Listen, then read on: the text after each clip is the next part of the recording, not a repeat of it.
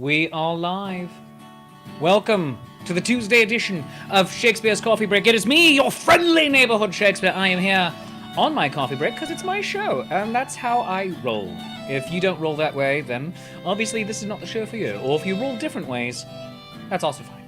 But here's our coffee. Let's have our noisy beginning of the show slurp. Oh, that was way too hot of coffee at that moment to do a noisy slurp. Oh my god, I may have just burnt my tongue. That's fine though. You are here, I am here, and we have some wonderful guests today, which originally was not the plan. It was just going to be a fun, silly AMA day, but things continue apace. The world does not stop for Shakespeare's Coffee Break. So, we have some wonderful guests. We have Sir Nigel the Black, V.A. Nigel Taylor. He is an artist and activist. He's going to be talking with us here today. We have writer and activist Ken Briodagh, who's doing a dramatic turnaround because he's an artist. Oh, hello. I love him. We have artistic director of the Zenith Players, Claire Bochenek. She eats Kit Kats wrongly, so I have been told. And of course, we have me. We're going to be talking about some very important ideas today, including the concept of death of the author and what that means. All of that and more coming up on today's Shakespeare's Coffee Break, which is brought to you by the good people at Hill Storage and Rigging Company, who maybe this is the last show they support. I don't know. We'll find out. But stick around. We're going to have a great time. Let's bring in all of our guests right now. So, friends, thank you so very much for joining me. We have 3 white men and a woman all here. So, obviously, this is the perfect and most diverse grouping that we could possibly have.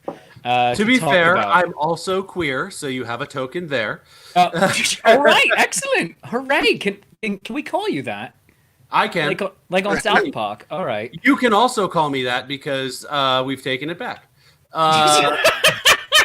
But in full, no, queer. I thought that's what we were talking about. There you go. No, but in full honesty, it does bother some people in the community, and if it does bother you, you don't have to use it. Oh, right. Fair enough. Well, that is what the Q stands for in LGBTQ. That's a whole nother discussion, but some people say questioning instead.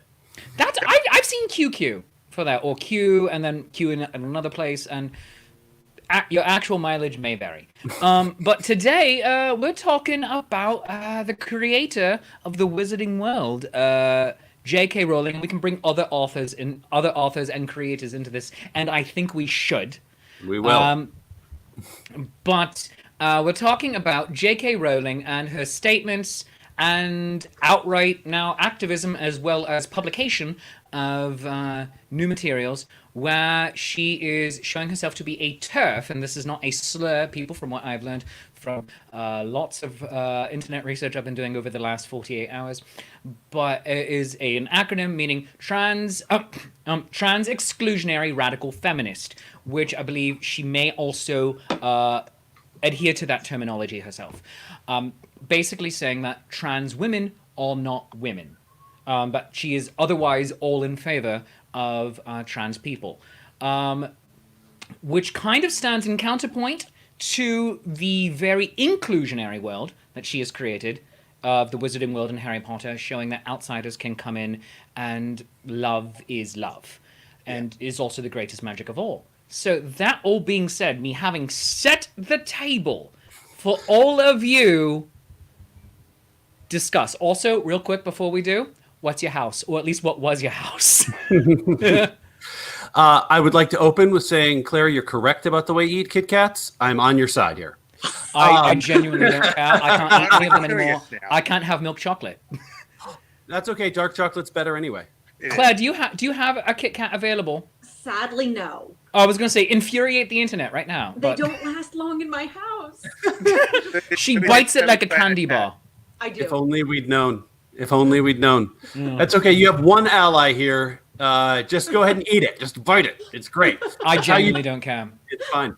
I'm the libertarian on this. Do whatever you want. So, to answer your challenge question, I have been a Ravenclaw. And as a Ravenclaw, I'm going to examine my preconceptions and no longer be a Ravenclaw. Done. Very good. And the reason that I am done, to give my radical opinions right at the top, come at me, bros, is that her world was never really that inclusive. She attempted to use inclusive metaphorical language and was pretty exclusive in her attempt to depict this in a very close to real world place, while leaving out a lot of valid and alternative identities, even in her original writing. And now, with the knowledge that we have of her as a person and her personal beliefs, we have little choice but to believe that those were intentional exclusions. And as such, the whole body of work is not valuable anymore. Okay. And so I would like to throw the whole thing out, including, and I know this is hard for folks who love this, including maybe some folks who are here in this window with me, including cosplay, including cons, including theme parks. All of it promotes her work and makes her money. And if you promote it to people who are maybe ignorant of her personally, through enjoying the world, then those people will send her money and you've contributed to that. And I can't do that personally anymore. Mm-hmm. I haven't spent money with her in a long time, but I've held on to some of the identity stuff, and I'm going to let that go too. Because I feel like it's unethical for me to continue supporting her in that way. And so that's sort of where I sit now. Yeah. Okay. I'm going to come back now. I'm going to come over to Claire. Claire, I'm going to give you the next thing. First off, what is or was your house? Was Gryffindor. Yeah. Okay, very good. And there are Continue. There are valuable things. The most valuable thing that I think I took away from the entire series was to trust people when they tell you who they are. And just as we were told who characters were as we went along, we have now been told directly from the author who the author is and what the author stands for.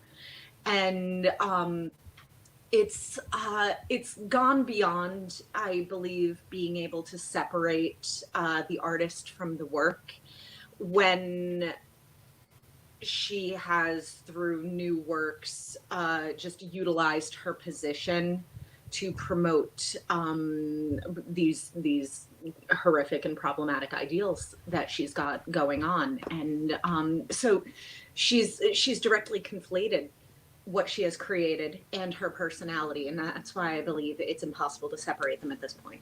All right. And Nigel, go ahead. I'm obviously going to be a voice of a different viewpoint. First off, what's your house? Slytherin. Slytherin. All right. I do. She is problematic. The universe she created, I kind of feel like it's a runaway train, where like the fandom took over her universe. The fandom is very inclusatory and very much, embracing of alternative lifestyles and orientations, and the fandom, for the most part, and is very, very healthy, and it's outtake and everything. She, on the other hand, I can divorce the work from the author, and I have to, because the author revealed her true colors as being the person that she is and having the beliefs that she does, which are, in my opinion, very against the body of work that she created with the Harry Potter universe. Now, she's done other works prior and since, but in regards to the Harry Potter universe specifically, we are a very open, caring, welcome home fandom. We really are. Sure. And I don't want to lose that. I don't want to lose that connection to other people. I don't want to lose the ability for persons who feel marginalized or or overlooked or bullied because of their gender or orientation or anything really. And for the most part, as I said, the fandom is very, very welcoming to all types, all walks, all religions, all faiths, all whatever. She obviously isn't. And, you know, speaking as a parent of a transgender child and an uncle to two transgender children, which makes me wonder if it runs my family. You know, it just, I don't want to lose that. I don't want to lose something that I found for so many people to be so supportive and empowering, because the author has fallen short of what we wanted her to be. I just realized I was muted right there. I'm saying, "Oh right." So I was just going to say, that is. Hadn't heard the news. Should we update them on what the newest news is that was driving this conversation? All right. So J.K. Rowling has published a new book coming out. I do not actually remember the title of it. Not that actually important to the conversation, but where the main villain is a cis straight white man whose MO for serial killing is dressing as a woman to gain access to areas where women are. And the hot take from many reviewers is never trust a man in a dress, which is simplistic. It's incredibly simplistic. And on one hand, you could say, well, yeah, if you are a straight white man and you're intent on evil, do that. However, it's also a trope that is used in fiction. The transvestite or transgendered male serial killer. Mm-hmm. You see it in Psycho, especially the remake version. But it's a thing that does not, as far as we can tell, exist in reality. I mean, there may be one. I mean, there's just about one of everything, and look deep enough on the internet, you're going to find it. And there are places in the dark web, and don't go there. Because Wretched Hive. Because Bugs Bunny is not nice. But that is what is spurning on this conversation, that she is doubling, tripling down on the concept of exclusionary language to people who have transitioned into being who they're supposed to be. In this case, someone who was born as a man and finds themselves to be born physically as a man, and they are internally a woman, and so they are changing their outside to match their inside. And if that is a simplistic way of speaking about it, please, anyone here, correct me. Well, it goes beyond that. It goes beyond just utilizing the language, and she is actively promoting this dangerous trope that has been used to instill fear of trans individuals, which is that they're going to be like spying on you in your dressing rooms and things like that. So she's seen that fear had been utilized before, and she's now utilizing it to make money in a new book. So it goes beyond just language, and it's just that she's preying upon this inaccurate stereotype that had been utilized politically. Absolutely. It's akin to, I think, what doesn't happen as much anymore, I hope, but used to happen quite a bit, which was the gay panic defense. When somebody would assault a gay or other sexual person, and then claim, well, I was afraid they were going to assault me, and then would get off for that assault or murder in some cases. And this trope is part of that phenomenon. And it's not something that exists in real life, again, as you said, as far as we can tell, but it does exist in fiction, mainly to capitalize on bigotry, and often intentionally. By the author. It's often an expression of the author's own fear and or hatred. Nigel, you look like you were going to say something as well. Yeah, she's profiteering off of fear, basically. Like this trope has been politicized and used to rob people of their basic human rights, and she's using this to gain profit, to gain whatever personal gain. But there is no. I mean, trust me. I watch a lot of. And we have done a lot of research and on forensic files and crimes, whatever. And this doesn't exist in the real world. There isn't, to the best of our knowledge, there isn't a case of a person actually doing this. This is just something that's used to promote fear of marginalized persons, in this particular case, the LGBTQ community. Excellent. Now, I have to pause our conversation here just a little bit because the comment section is being quite wonderful here today. So everything from Eric Scanga saying, what I'm hearing is steal the books. You're not necessarily wrong. Or maybe just borrow them from a friend. I don't know. To Paolo Gabanzo's hot take of JK is the Chick-fil-A of the fantasy writing world. To let's see. Oh, there was a very good one. Carl Canella says, a long one here. Hello, Carl, up in Connecticut.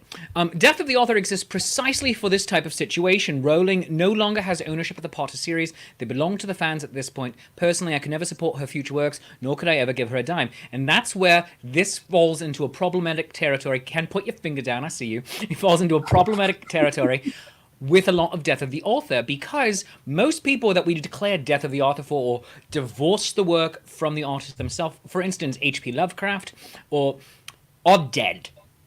They are dead. They are not earning any money off of this. Whereas Orson Scott Card with Ender's series and the successor series to that, and J.K. Rowling are very much alive.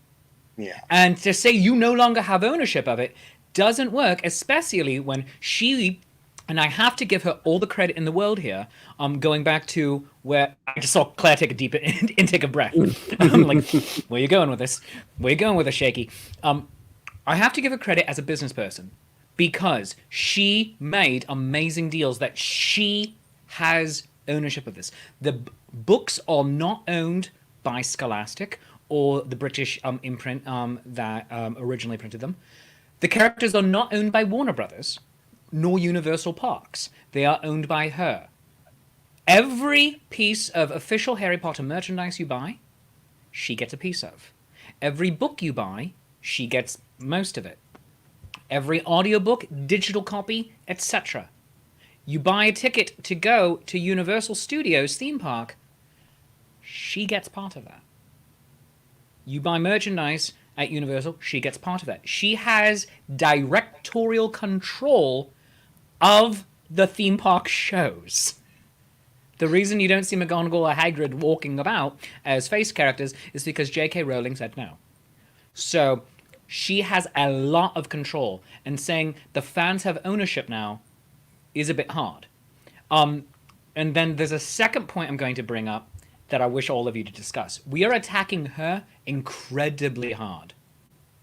And in this case, it is three white men, attacking her. Ken, as he pointed out, is our queer representative. Hello, Ken. But we have not cancelled other people nearly this much. We have not attacked them nearly as much. And I can't help but wonder, is it because she is a woman, and we are thus holding her up to a higher standard than we would a man? Kevin Spacey, we learned all of the terrible things about him. Kevin Spacey's career is over, maybe. But are we watching Usual Suspects? His TV show continued without him. Roseanne, though, lost everything.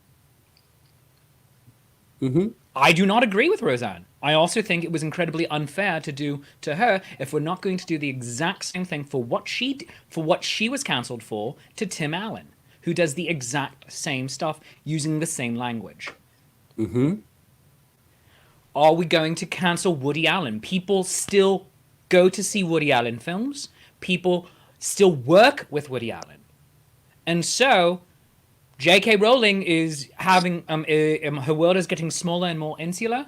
She's about to start making friends with people who heretofore she may have thought were completely abhorrent to her, but they now have some rather disgusting common ground.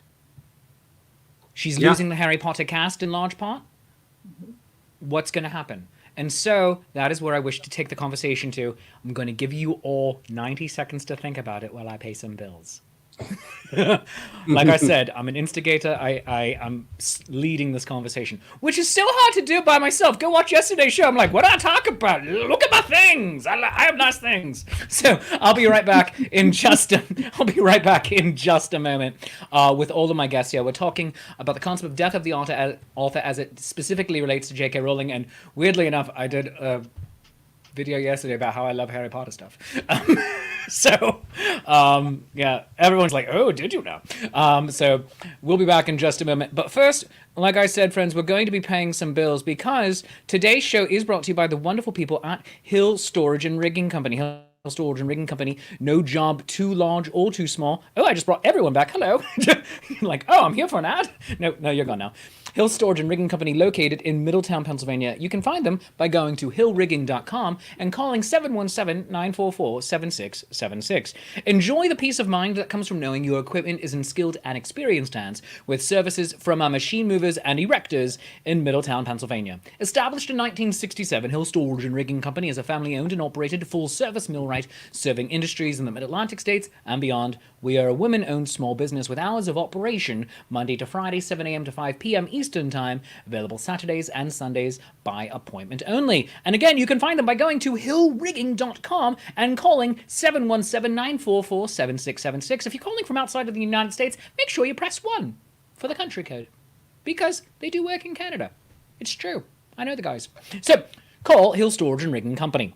And thank you to Hill Storage and Rigging Company for being sponsor of Shakespeare's Coffee Break and also Shakespeare's Shameless Self-Promotion Happy Hour, which is on Fridays. And if you, wrong button, if you would like, let me turn that one off. If you would like to become a sponsor of Shakespeare's Coffee Break or the Shameless Self-Promotion Happy Hour, send me an email to shakespeare@shakespeareapproves.com. And now that 90 seconds-ish, more or less over, let's bring all of our guests back to continue talking Death of the Author, Part 2, Electric Boogaloo. Now, bum bum bum. Oh, there's Ken, just trying to look dramatic. What? I love you so much, Ken. And Nigel's going all over the place. Where's Nigel going? I don't know. Oh, he's putting on a hat so he can look even cooler. Nigel, by the way, I'm not sure about your current plans, sir, but Nigel does a wonderful Renaissance Fair version of Snape called Vladimir Snape. And absolutely delightful. And we've had many a random argument about what colors are better, crimson and gold or silver and green. And it's always good. But so we're coming back into our conversation. I'm loving to see that so many people are taking part in the comment threads here. Please continue to do so. We're going to be bringing your comments into the conversation as well. But are we going at Rowling harder because she is a woman? Claire. Ken, you don't get to answer this one yet. I do believe that there are times when women are kind of held to a higher standard because we are because we've been portrayed as these beings where we need to be taken care of and cherished. So when you have a woman that is deemed ambitious and she seizes power and she happens to be one of the wealthiest people in the world, that makes a big symbol. And big symbols make big targets. So I'm not saying that she's being attacked anymore, but I do believe that some people are relishing in the fall a little bit more than perhaps they do when it's a man. All right. Very good. Would you say, everybody, that... oh, let me turn off that banner because Claire's no longer the only one on screen.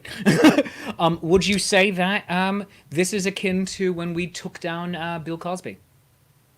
We really went after Bill Cosby. Is it because he was proving himself to be a terrible, horrific human being, a sexual predator? Or is it because he was a sexual predator who is also an incredibly wealthy and powerful and popular person? Or is it because he was a sexual predator who is a wealthy, powerful person who is also a black man in America? Yes. I think that all of that is true. I think that we're going at Rowling exactly as hard as should be, and that we should be going at Orson Scott Card and just as hard.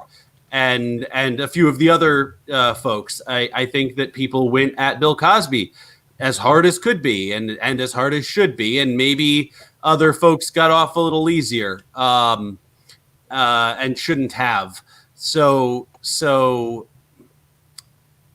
there's an argument to be made that the higher you are, the more responsibility you have to your platform and to the people who put you there, and so the harder you deserve to fall when you're shown through your own actions to be an abhorrent, problematic person. I think that the hypocrisy that is in Rowling's writing within the Harry Potter universe compared to her life and views is a factor in this. But yeah, I can't say that her gender isn't also a factor in how hard and fast the attacks are coming. All right, Nigel, your thoughts? Yeah, you made a comment earlier about people being either alive or dead, and like with social media being what it is, like if H.P. Lovecraft had access to Twitter, or John Lennon had access to Twitter or Instagram, like, John Lennon liked to hit women. Sean Connery likes to hit women and admitted to it not once, but in 2 separate interviews. On Barbara Walters, he admitted it. She called him out on it, and he held true to his guns that, a woman, she likes to get the quote last word in, and a good open hand slap was something that was, admissible in his mind, and yet we haven't taken Sean Connery out. No, we haven't. We haven't said you are no longer welcome here. Now, granted, he's nearly 90 years old, so maybe he's just taking himself out, but we never did it. No, we did it. We came for him the way that other or performers, what have you. And if our have a platform now where they can speak directly to fans in ways that in the past they've never been able to do, and it's instantaneous, and you can misstep so easily, but you can also reveal your true colors so easily. And I think that we are coming after these people, and that we should be. And yes, gender does play a factor in it, and so does being a person of color. All those things definitely play factors in it, but we should definitely.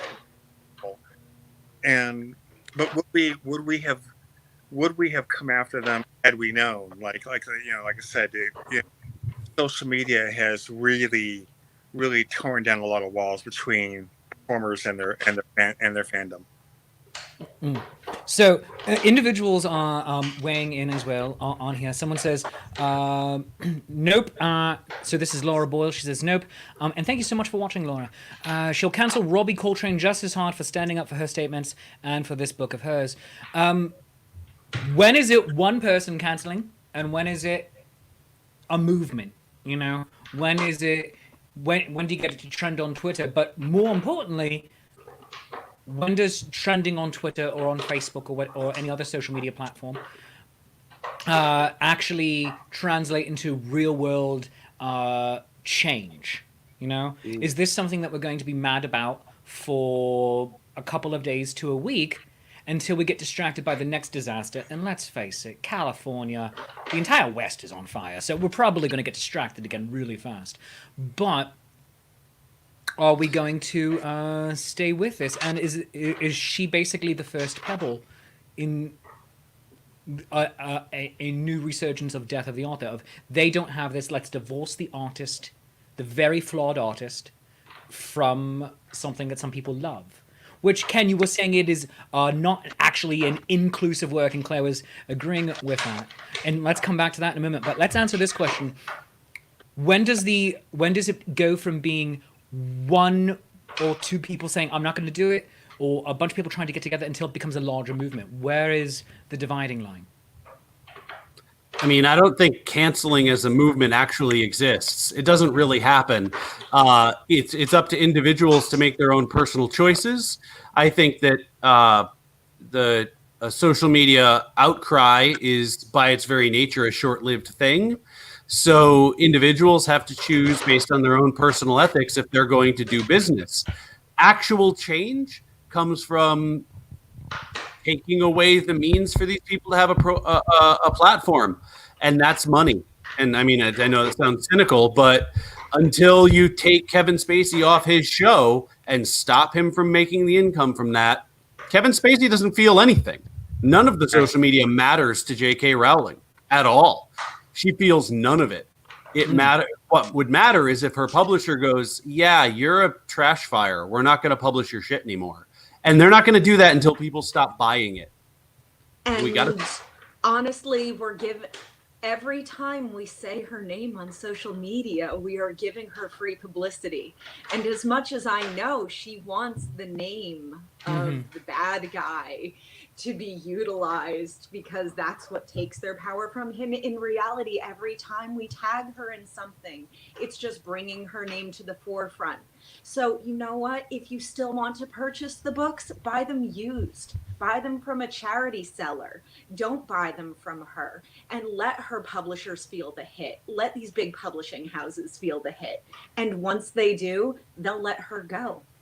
I would actually, following that line of reasoning you just said, of she says to not say the name of he who shall not be named, because let's go, Warner Brothers, come at me, of saying Voldemort's name, or rather not saying it, calling him he who shall not be named, saying fear of a name simply increases fear of the thing itself.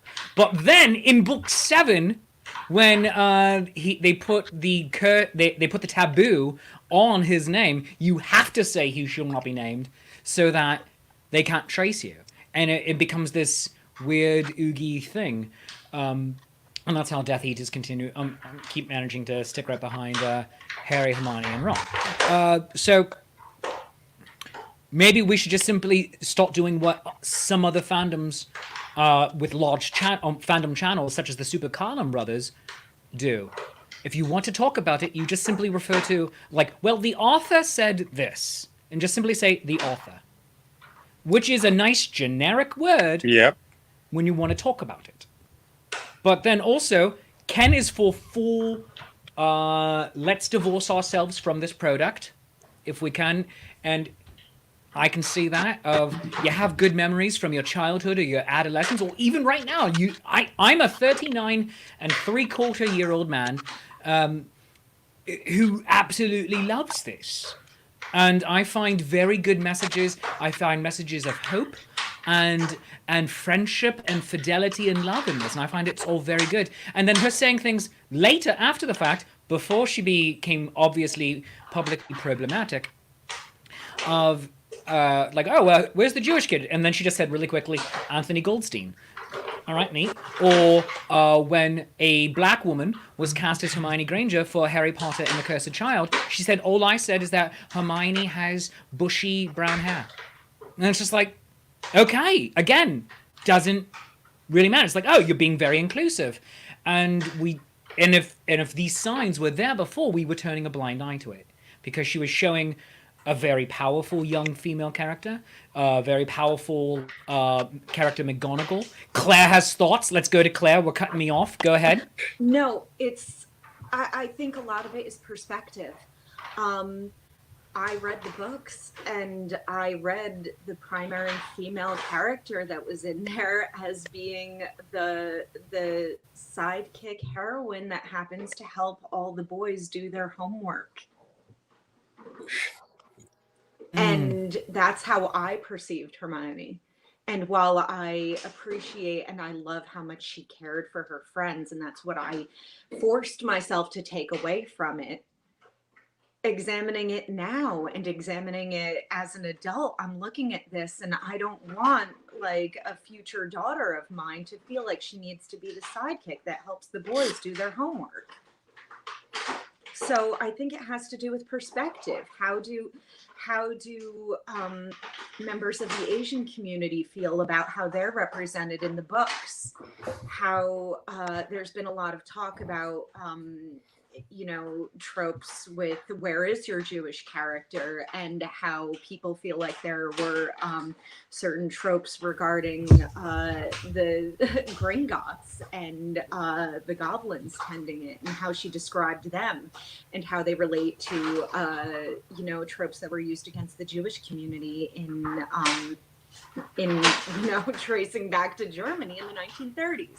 So I think we really need to take this as an opportunity to examine the works with a different lens and perspective. Okay. Ken, Nigel. Yeah. Well, I would love to talk about the death of the author specifically, because one of the comments mentioned it specifically, and I think people might be misusing death of the author or misunderstanding its intent and its definitions. The death of the author as a literary theory is the theory that you can examine a piece of work. It doesn't have to be written, but a piece of work in and of itself and devoid from context. And it's supposed to be an intellectual exercise and not a final ruling. The final ruling of any piece of literary criticism has to be done in the context in which the work was created, the work has been enjoyed, and the work exists in the present day. That is how literary criticism works. And if you are trying to exercise or engage in literary criticism while using death of the author as a be-all and end-all of the theory you're working with, you're intentionally closing your mind to usually problematic elements in the text or in the work, and more importantly, in the body of the creator of that work. So I don't think death of the author is a functional piece of this discussion, because to say I want to exercise death of the author here because I want to keep the fandom that I like is kind of a tool for self-justification because you like the thing. And I totally sympathize liking the thing. I like the thing. I have wands in my house. My kids love the movies. I love the movies, and I've read the books annually. I worked in a bookstore when they all came out, and I dressed as Snape actually, but regardless.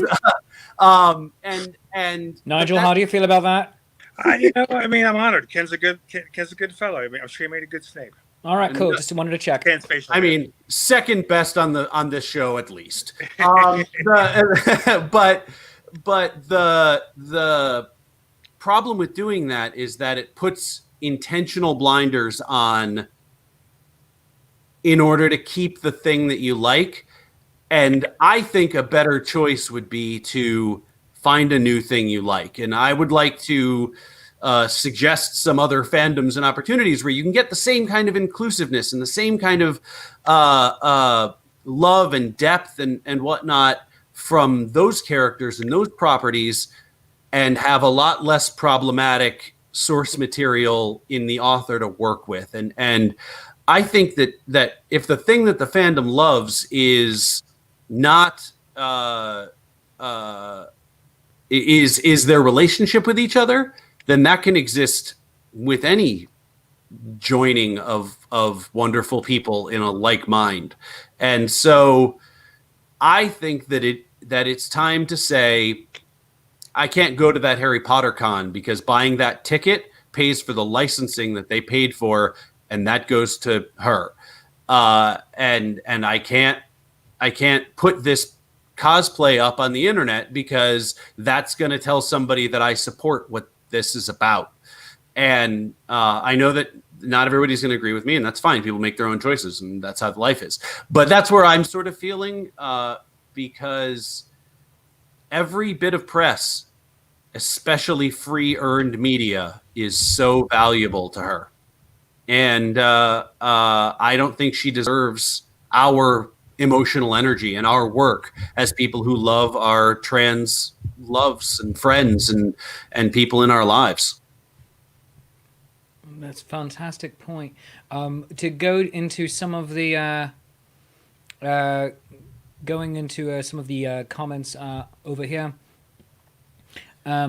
Eric Sanger says other people haven't had such a devastating impact on our childhood. He has a Harry Potter robe made from a regular bathrobe. He didn't do that for any other fandom. I did that with Star Trek and some Star Wars stuff. I cut actually my altar boy. I grew up Catholic. I cut apart my altar boy robe in order to turn it into a Jedi robe when I was 18 years old for the Phantom Menace. Yeah, it didn't look good, but frankly, neither was the Phantom Menace. That's fine. To be fair, I haven't seen. I watched it. I've seen that movie 3 times, twice in theaters, once at home. And the one time watching at home, I was in my very early 20s. So I don't know. Maybe I agree with George Lucas's concept of trade wars and whatnot. Although that would be a wonderful conversation. For let's go into the death of the Republic. All right. Hashtag Lucas shot first. There you go. Carl Canella, piggybacking on that comment, saying he thinks part of the reason our reaction has been so harsh towards Rowling is that she has a unique position of power and influence, and she's using that influence to spread these hateful and ignorant views. Now, Ken says take away her platform, which would be don't buy the stuff. Would it be simpler to shut down Twitter? Or for Twitter to even just say, you know what? No, you're done. That comes into other things. Twitter is a private company, can thus do what they want in that regard. But clearly aren't willing to do that. But also, it's just like, where do you draw the line on allowing a hateful viewpoint to be out in the world, if only to also allow other people to then latch onto it and attack it? You know, to draw the line. If you're Twitter, you draw the line where your legal department says you have to, and you let everything else happen. Sorry, I'm a cynic about that sort of thing. No. You're perfectly fine. You're perfectly fine on that. Erin Catherine, doubling up on the childhood concept. It's sad because she remembers growing up with Harry Potter and not fully getting into it till she was in her early 20s, and then being excited to be sorted into a house. And now she almost feels dirty for owning stuff because of who wrote the books. I can fully sympathize with that. In fact, if you're watching the show, right behind my right shoulder, you can see the words Harry Potter right there, because I have the box set of 7 books, which was given to me on our first anniversary. What do you do? I don't know. And I genuinely, because and Ken is providing some concepts of where to go next. But is that for you? Is that for everybody? What do you do? And in the end, you're going to have to make up your mind for yourself here. Goodness. Sally is saying, also per an earlier statement by Eric, can you separate the author's and performer's work from their actual person? We grew up with all of us, except for maybe our early 20s people watching this. We all grew up not necessarily knowing that much about people's real lives, and then social media happened. Yep. And people got, and a beautiful thing of social media is you get immediate access to your fans, but also you can put out concepts that are heinous to most of them, if not everybody. So can we separate it? Knowing that, going back in time, you're like, can you separate Lovecraft from his work? People put Cthulhu's everywhere. His xenophobia and his hatred of well, basically anybody who wasn't him. Yeah. Can you listen to Wagner and not say, oh, you know what? By the way, he was Hitler's favorite composer. Can you do that? I think as it might have been Claire, I forget who started to say this, but the fact that they're dead makes a difference. Lovecraft isn't making any money from his stories anymore. Yeah. They're almost all, if not all, public domain now. So yeah, take them, create your own thing. In fact, all people of color, do it more. He'd hate it. And do it more. Take the mythos. Now I've got a Hamilton version of Lovecraft in my mind. Thank you. Yeah. Look, everything that's ever been written based on Lovecraftian stuff has been better than the actual Lovecraftian stuff. He was a shit writer. It's nice you've dropped the S-bomb on the show today. Oh, can I not do that? I'm sorry. No. Oh, okay. Well, all right. I'll try to watch my goddamn language. I'm trying. He was garbage. So everything that's been written based on that is better. So great. I say create more. If you want to write songs using riffs from Wagner, do it, because Wagner gets nothing out of it and we get your creativity. The problem with you can't do that with living people. Thanks, Disney. I blame Disney specifically because they're the ones who screwed up all the patent and copyright laws here. Incidentally, the copyright for Mickey Mouse expires next year. Actually, it's only the copyright for Steamboat Willie. Mickey Mouse is much later. So we'll talk offline. It all actually cancels next year. Including Mickey. And because of the dumpster fire one benefit of the dumpster fire that is our current political system is Congress never extended the rules again. Right. And it runs out next year. It's like, what's going to happen? Yeah. Oh, no. But so that's my whole thing. It's people authors who are still alive and still, in most cases, rightfully collecting the benefits of their labor and their intellectual property. If we have an ethical problem with those people, then I think we have an ethical problem with supporting those people financially. But if they're dead, do it. Take their work. Make it your own. It's the problem with our copyright law is that a lot of creativity used to be about remixing the old. Ask anyone who's ever been a romantic or a poet or a storyteller. Ask Shakespeare. What do you think, Shakespeare? Did you have any original ideas? No. Good artists borrow, great artists steal, and Midsummer Night's Dream was actually entirely original from Shakespeare. So, suck it. Or was it Christopher Marlowe? Marlowe. I will come through the internet. I hate that whole conspiracy theory so hard. The series of wires and tubes, and I will smack you in the head. All right. I think rather than death of the author, we should be thinking about divorce of the author. Maybe, yeah. But it would also require buying out a $3 billion franchise in this case. She also knows exactly how much power financially she has, and that's a dangerous thing. And she's willing to leverage it. Yeah. Oh, yes, absolutely. Yes, and she wields it like a sword. And it's unfortunate. It really hurts me as a woman because I want to have these amazingly powerful women who are brilliant business women to idolize. And then when you watch them use all of the power that they seized to spread these terrible messages, it's really disheartening. So it's it essentially becomes a challenge for us that we need to find good people to throw money at, to support. Mm-hmm. All right, Nigel, you were also saying something there as well. I have no idea what it was. Oh, all right, excellent. I don't eat at Chick-fil-A, but I do own Harry Potter. Obviously we all draw our own lines in the sand where we think, our energies are best placed. I've been doing an anti-bullying campaign for over half a decade now, and my drummer Allison was able to tell Alan Rickman that I'm using one of his characters to talk about anti-bullying with a wider audience. And I've done presentations as Snape for almost 10 years now, and I've had people upwards of 500 plus people show up to hear Snape talk about anti-bullying and LGBTQ rights and what have you, whereas if I just went as Nigel, I wouldn't have the same audience.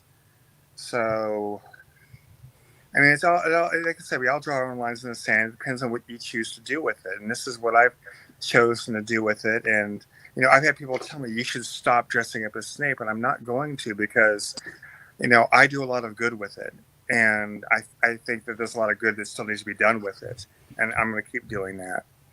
So on that, Ken, Nigel is attempting very much to co-opt it and then use it for a better purpose. For instance, Snape was a bullied character when he... Go read the books, people. Snape was a bullied character. I'm saying go read the books in the episode where we're like, do we stop reading them? Borrow. Have someone tell you. Here. Reader's Digest version. All right, we're going into the solo. Snape was bullied, became a bully. There you go. All right, now, so do we co-opt it for our own purposes and damn the consequences? Damn the torpedoes. That's a pretty privileged position to stand in. Yes, however, here's the thing. Here's what I've been learning, and also coming to the conclusion of myself as a white cis hetero man with a bit of a platform. I have privilege. I have not as much privilege as some, but I have some privilege, and I also have a big enough voice, and I try to be charismatic enough to get people to listen to me when it really matters. And this is a thing where it could really matter to say, you know what? No, you don't get to use this anymore. I'm taking it away from you. I'm taking your toy, and we're going to do something better with it. And if enough people of goodwill can all bind together, maybe that's possible. I don't know.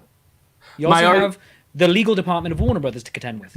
Well, that's the crux of my argument. I don't care if the the most powerful cool person in the world says that. All that does is put more money in her pocket. All it does is make her more powerful and more wealthy. Because if I say I'm going to pretend that she doesn't exist and that I can repurpose this work and do what I want with it, either I go too far and violate her copyright and she sues me, or I don't go too far and it stays under the umbrella of homage or tribute or some of the protected classes in IP law, and I financially support her by encouraging people to join her fandoms. To me, it's a trap to say we're taking it back without spending $3 billion and somehow convincing her to sell. Yeah, I can see that. Yeah. That's rough.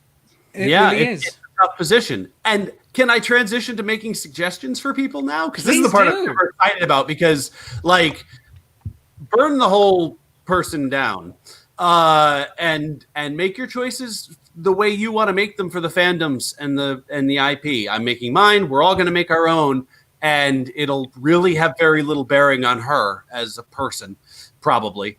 But if you're looking for less problematic fandoms, I would like to make 3 suggestions, and I'd love to hear who you guys want to suggest. 3 suggestions. Go. Across a couple of different media.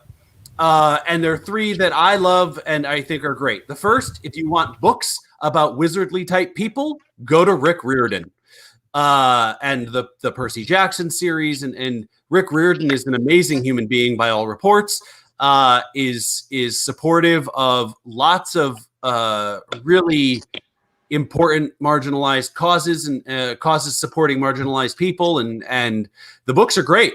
They're better written. They're really good. So if you're looking for that specifically, do it. If you're looking for, I don't know much about the fandom there, but the books are great. And I never saw the movie, so I can't talk about that. If you're looking for a fandom that is about inclusiveness and about love and about acceptance and more than acceptance, encouragement, and where the stories are bring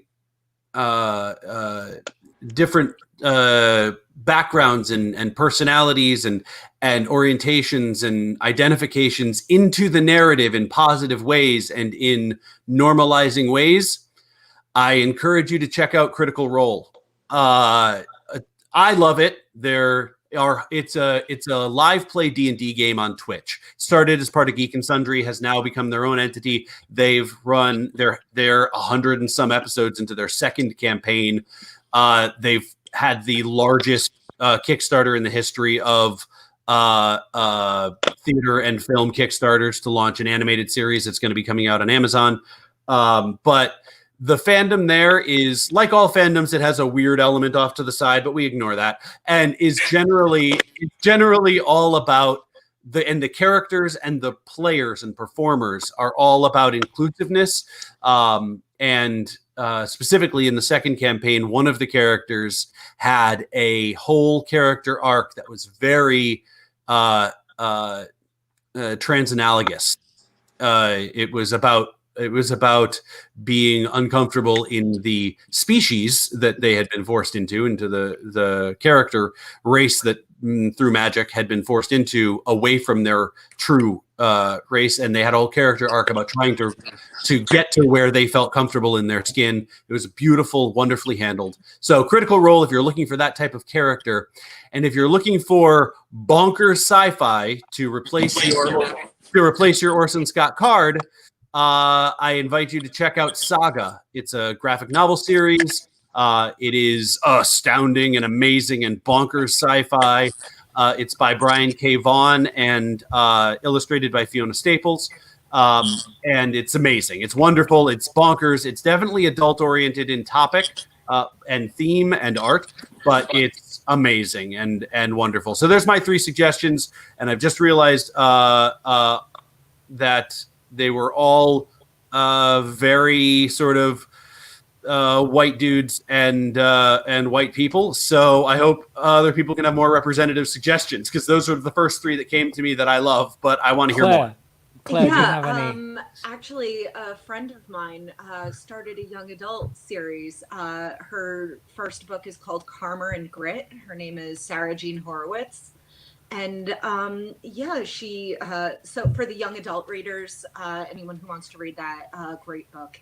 Absolutely. It's Karmer, Carmer, and Grit.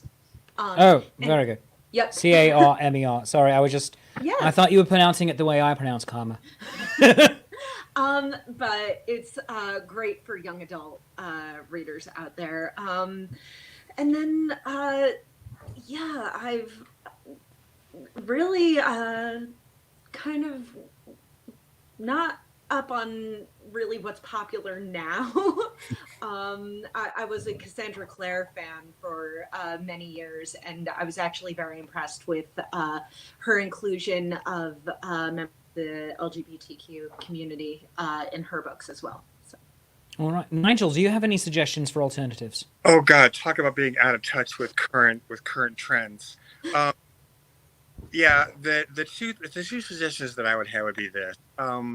Neil Gaiman's The Sandman. There are several books in this series. It's completed years ago, but it's very inclusatory in regards to relationships and religions and different faiths and things. Neil Gaiman is an incredible writer in my ever so humble opinion. But the Sandman series is just an amazing series to get into.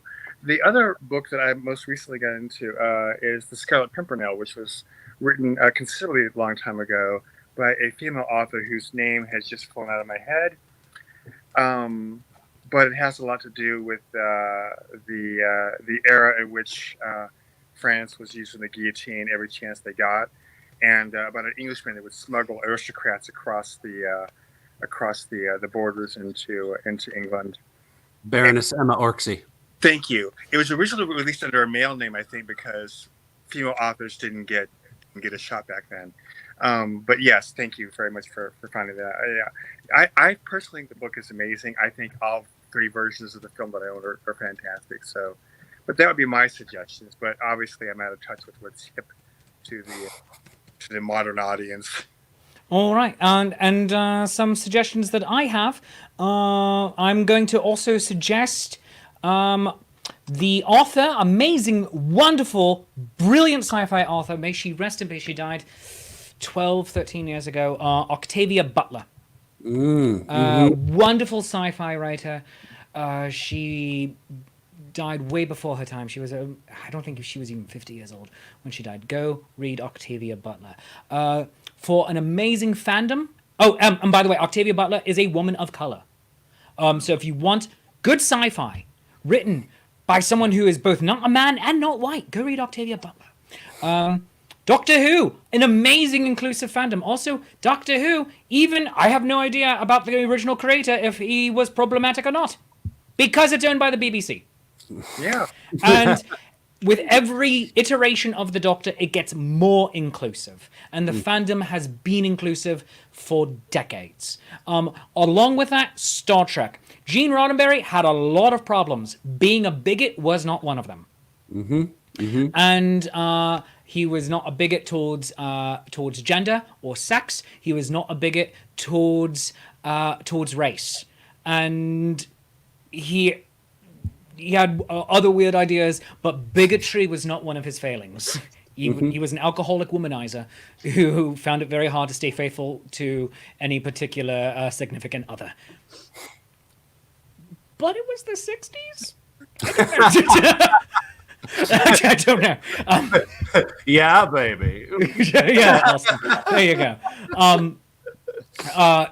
All of them have open, inclusive fandoms. Star Trek, by the way, fandom is getting more problematic than the shows. The shows are getting more inclusive than ever before, with Picard, with Discovery, with Lower Decks, and fandom is proving itself to be toxic, just as it did with Star Wars. And here's the thing. You don't want toxicity in your fandom? Get rid of them. Boot them. They're not real fans. Yeah. They like a thing, but they're not a fan of it. If you're a fan of it, you accept it warts and all. And if something's not your taste, okay, cool. You can either ignore it, move on with your life, gloss over it, and say, oh, I like this part and not that part. Some people like Star Trek for the technology. Some people love it just purely for the character development. I love it for the future that it shows us that we can get to. And apparently, we're in the middle of the eugenics wars now. So, Khan Noonien Singh's about to raise his head. But find your fandom. I mean, I have a lot of Star Trek. I have a Mr. Spock teddy bear over here. So... yeah. Just become fans of us. Just create gigantic fandoms around us.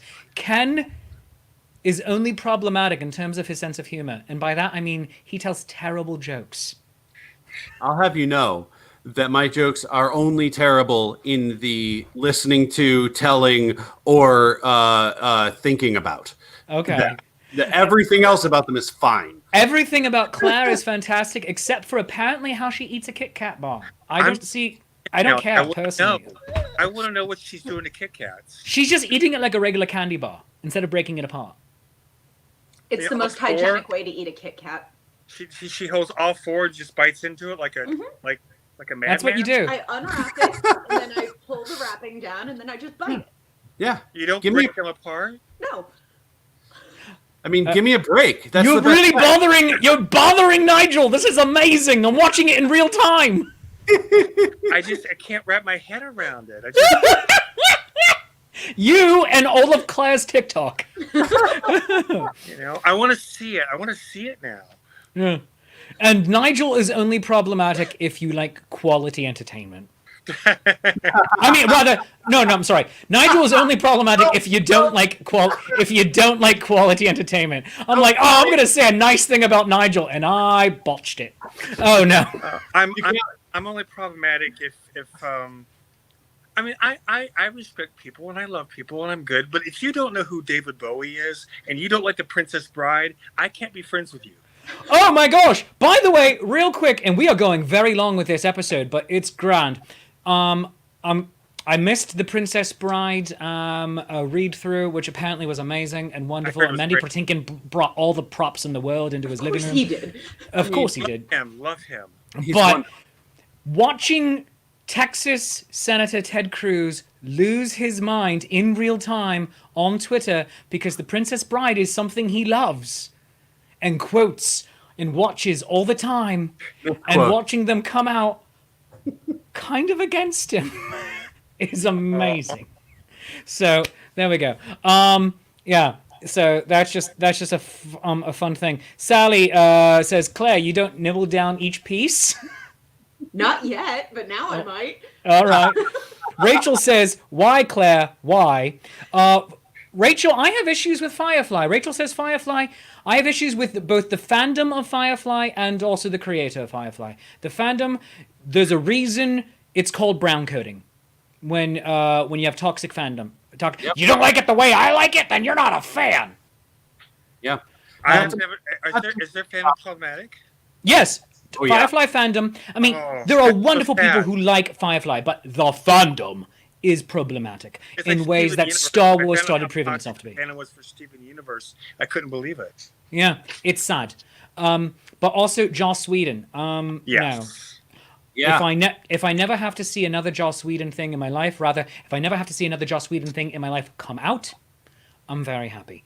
I would like that man to have no career. And yeah, he gave us Buffy. That's nice. That's great. He can go away. Yep.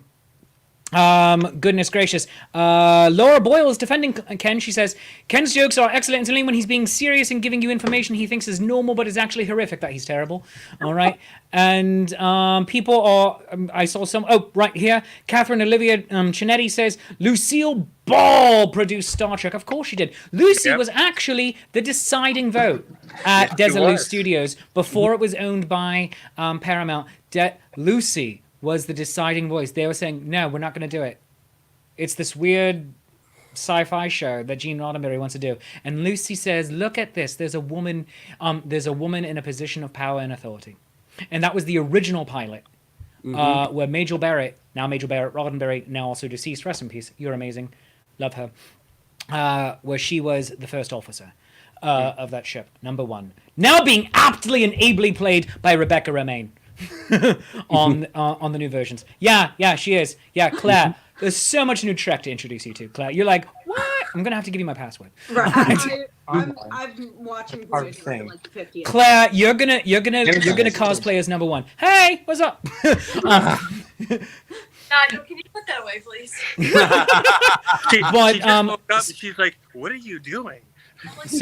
So we have so many wonderful suggestions for you of other things. So Percy Jackson, The Lightning Thief, Critical Role, Saga, Karma and Grit, The Sandman, Scarlet Pimpernel. Go read that. That's classic. Star Trek. Peace and long life, people. Doctor Who and Octavia Butler. Go and check all them out. If you have suggestions. How do we forget Ursula K. Le Guin? Make sure you read Ursula Le Guin. Ursula K. Le Guin. Yeah. Wait. Oh! She's the Dragonfire. Dragon Riders of Pern. No, that's Anne McCaffrey. That's Anne McCaffrey. Ursula Le Guin is Earthsea. Oh, Earthsea. Okay. I was confusing her name for just a moment with the writer of Mists of Avalon, who is also incredibly problematic. Frankenstein. Oh my God, Mary Shelley. She was 19 when she wrote that. Yeah. Suck an egg. Yeah. By the way, speaking of Frankenstein, Claire, with the Zenith Players, just produced a 4-part miniseries of Reader's Theatre of Frankenstein. Oh, cool. Good gracious, that was a wonderful project to be a part of. Go check them out. Claire Bochenek is the artistic director of the Zenith Players. Go and give them all the love. Go to facebook.com/the Zenith Players and also go to the website zenithplayers.com and click on the very attractive donation button. Sir Nigel Taylor, V.A. Nigel Taylor, he is Sir Nigel the Black, and he is also Vladimir Snape. Go find him, facebook.com/Sir Nigel Taylor. Find out more about him. He is wonderful and genuinely one of my favorite Renaissance Festival performers. He needs more awards and all of your money. And also, Ken Briodagh is a beautiful, delightful writer. He and I have worked on a glorious project that looks like it's never going to see the light of day, but it was wonderful, and we're going to be working again with each other very soon. Ken doesn't know it, but I'm about to tell him things off camera. Still off camera, just no longer broadcasting. Go find him. Real monster. Go find him at facebook.com/storyphoenixes. Just wonderful stories. And here's the thing, speaking of Story Phoenix, this will rise up from the ashes. It always does. Fandom comes around. Good stories come around. Because right now we need stories. We need stories of rising up from the ash. One of the things that everyone loves to point out, used during this entire incredibly bleak last 5 years, is The Lord of the Rings, which is problematic in so many ways. But the new iterations of it are far more inclusive than they ever were. The version that they're making for Amazon is apparently going to be wonderful and glorious, and having LGBTQ characters, characters of different, not just species style different races, but ethnicity different races. So it's going to be an amazing project, and it's reimagining it. Someday that'll happen with this story, and maybe she'll come around. Who knows? Miracles happen. To quote Gandalf the Grey, there's always hope. I'm sorry, Gandalf the White. Excuse me. There's always hope, even a fool's hope. So thank you very much, friends. This has been Shakespeare's Coffee Break. We've had an amazing, in-depth, wonderful conversation today. If you enjoyed the show half as much as I enjoy making it, I obviously enjoyed it twice as much as you did, and that's called math. And whatever you feel the show is worth, a 1, a 5, a 10, for a 50, I will detail your car, because I got no pride. Throw it into my tip jar. Tip jar is coffee.com/Shakespeare. That's ko-fi.com/Shakespeare. And for $20, I will write you a sonnet of your choice. For $30, I'll handwrite it out and mail it to you. But for $5, I will also send you a digital copy of my comic book, Julius Caesar, Beware the Ides of March of the Penguins. And for $7, my album, Are You There, God? It's Me, Shakespeare. And find all of that right there. Go to coffee.com/Shakespeare. Now, you can also become my patron, become a Patreon of the Arts on Patreon. That's patreon.com/Shakespeare. And you get all sorts of delightful goodies over there, including discounts to my upcoming show, my upcoming live show next Wednesday night. It's a ticketed event called The Shakespeareans. It's going to be a beautiful, wonderful, silly, delightful show where we're trying to do my Renaissance Festival show, just not physically live, but we're going to do it, all of you with me, in a Zoom meeting. So go get your tickets on that. Tickets are $10 or $5 for my Patreons of the Arts. And those links are all going into the comments right now. And then, of course, watch Nat 21 Adventures Tonight. Ken was talking about Critical Role. Well, Nat 21 follows the same type of thing. It is a live Dungeons & Dragons role-playing game featuring performers from the Renaissance Festival. And since most of us are unemployed, we could really appreciate the views. So go check that out as well tonight. And friends, you are such stuff as dreams are made on. You are why we have jobs and careers. And together, we're going to get through all of this madness. And we're going to make something even better. I love you, you love me, there's mutual glorious affection. Thank you to all of my guests, Claire Bochenek, Artistic Director of the Zenith Players, Sir Nigel Taylor, Ken Briodagh, who for whatever reason is now holding a sword for reasons. Fight me. Thank you very much. I love you, you love me, mutual glorious affection. We'll see you next time, everybody. See you tomorrow. Bye-bye.